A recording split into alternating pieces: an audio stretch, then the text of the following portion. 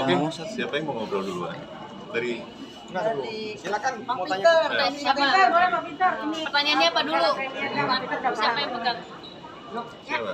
Perlu kita pegang atau? Agak maju aja Pak. Ya. Oke. Hah? Agak maju. Pertanyaannya Ini apa? film bercerita tentang apa, bisa diceritain dulu? Film ini bercerita tentang seorang perjuangan seorang ibu mempertahankan anak satu-satunya yang sudah dia besarkan dengan susah payah, dengan jerih payah, dengan apapun. Ibaratnya anaknya ini adalah hidupnya dia,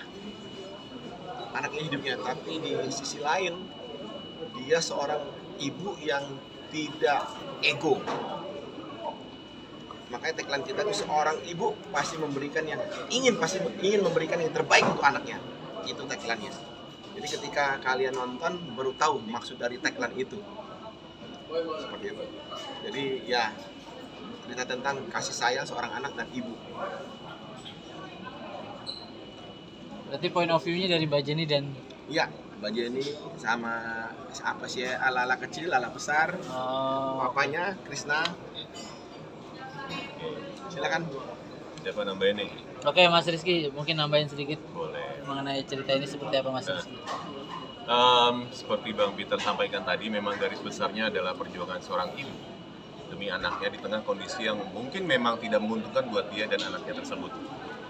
Yang awalnya sih memang kehidupan si Indira dalam hal ini memang sederhana aja, pasang orang yang bertemu menemukan cintanya, tapi kemudian keadaan tidak berpihak sehingga dia harus beradaptasi dengan kondisi, dan di satu titik prioritas hidupnya bukan tentang dirinya sendiri lagi, tapi tentang anaknya. Jadi kurang lebih seperti itu sih.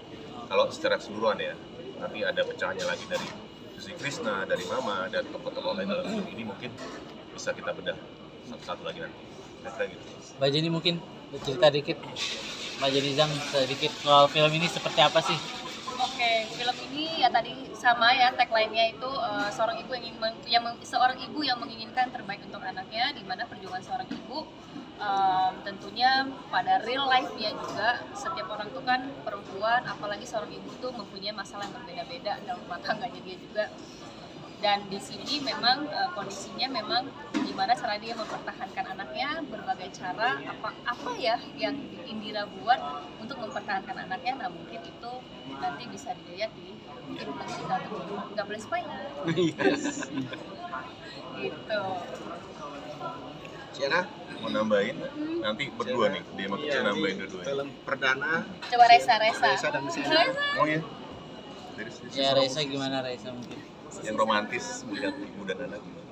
Menurut aku perjuangan yang sangat besar sih di film ini juga sangat menunjukkan, dan sebagaimana mungkin aku di real life juga sebagai anak merasakan cinta kasih dari seorang ibu.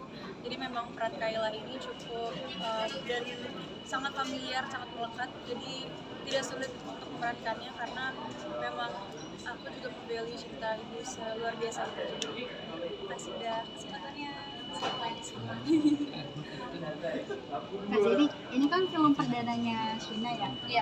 Susah nggak sih bangun chemistry sama Shina? Oke. Kalau untuk bangun chemistry sama Sina sebenarnya tidak terlalu sulit karena kita selama preparation to shooting itu ada acting coach kan, namanya Pak Paulus. Nah di situ juga kita itu di Sina terutama dilatih untuk gimana cara memberikan rasa, mengisi karakter dia gitu. Tapi ada beberapa part memang susah sekali, itu nanti kalian akan lihat sendiri nonton. Dimana di situ memang kita berdua tuh harus peluk-pelukan dulu, kita berdua tuh harus benar-benar kayak ya ibu dan anak yang sebenarnya gitu. Jadi kalau bilang susah sih enggak, Sina luar biasa. Sina luar biasa. Mungkin ini relate juga nggak sih buat Kak Jenny gitu di kehidupan nyata, cerita di film mungkin relate juga nggak sih di kehidupan nyatanya Kak Jenny? Kalau di kehidupan nyata saya sendiri sih nggak ada ya kejadian seperti ini, tapi mungkin perjuangan mama saya dulu, iya, seperti mama saya kebetulan single parents yang memang harus berjuang untuk anak-anaknya. Mungkin perjuangan ibunya itu yang sama ya, gimana seorang ibu memberikan hal yang paling baik untuk anaknya, pengen sesuatu yang terbaik untuk anaknya, apapun akan dilakukan. Begitu juga dengan peran Indira di sini, itu sih.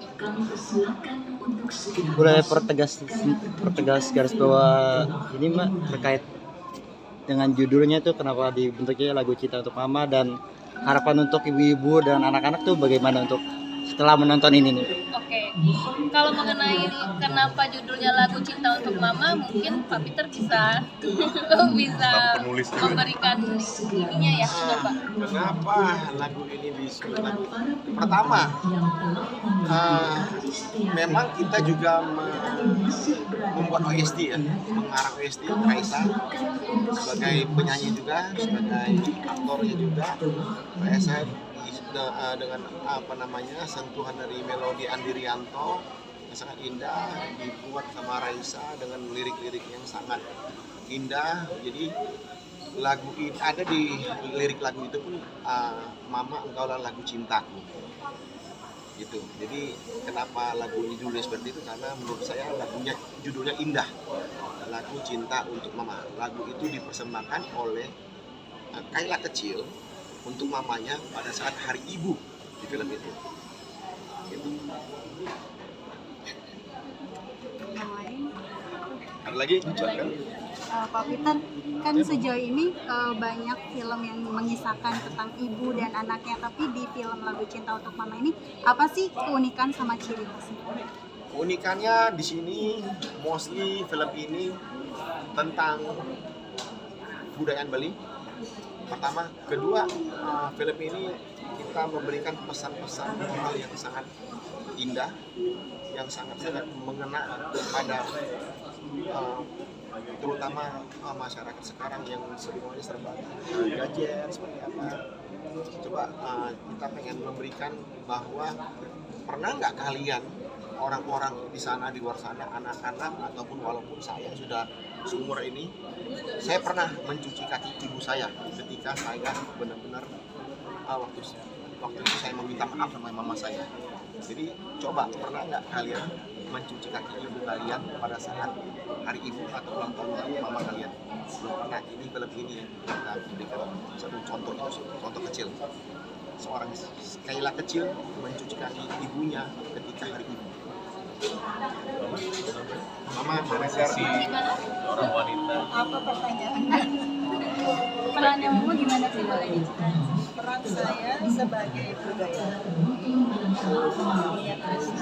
yang sudah berusaha melakukan yang terbaik, mencari pilihan yang terbaik untuk anaknya, dan kira-kira bisa membuat saya bahagia. Mungkin di satu sisi kadang-kadang orang tua itu diterima oleh anaknya itu seolah-olah seperti egois. Padahal sebenarnya juga ingin yang terbaik, sehingga terjadi kesalahpahaman. Tetapi di film ini sangat menarik karena semua tokoh peran yang akhirnya itu diceritakan menjadi sangat bijaksana. Jadi yang pertama ya saya egois, boleh Sedikit boleh lah. akhirnya ada renungan itu bahwa kalau udah berbicara tentang rasa itu kan aturan orang tua apapun itu udah nggak bisa masuk di dalam wilayah. Jadi sebagusnya memang orang tua harus memberi restu apapun yang menjadi pilihan yang terbaik untuk anaknya, karena yang akan menjalani samudra kehidupan di masa yang akan datang adalah anak kita. Begitu kira-kira. Bagus deh ceritanya. Tolong ditulis yang bagus para orang tua yang bingung apa yang harus dilakukan terhadap jodoh anaknya. Ini bisa jadi kayak manual buku. Jadi mertuanya juga nggak boleh kecampur ya? Ya nggak boleh. Ya kan Mbak, benar kan? Oh ada problem ya. Nggak ada. Mancing. Dan itu sering juga kan terjadi in the real life. Ya. Mungkin bisa menjadi kayak renungan ya, melalui film itu adalah satu cara yang terbaik untuk bisa jadi kita materi bahan untuk mengevaluasi apa yang sudah kita lakukan kepada anak, kepada menantu, kepada suami, kepada orang-orang sekitar, supaya bisa tetap adil dan semuanya baik. Dan cerita ini sangat relate sih dengan kehidupan kita sehari-hari.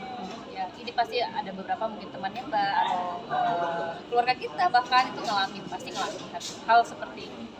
Kalau terjadi kebingungan suruh nonton film lagu cinta, pasti dapat jawabannya.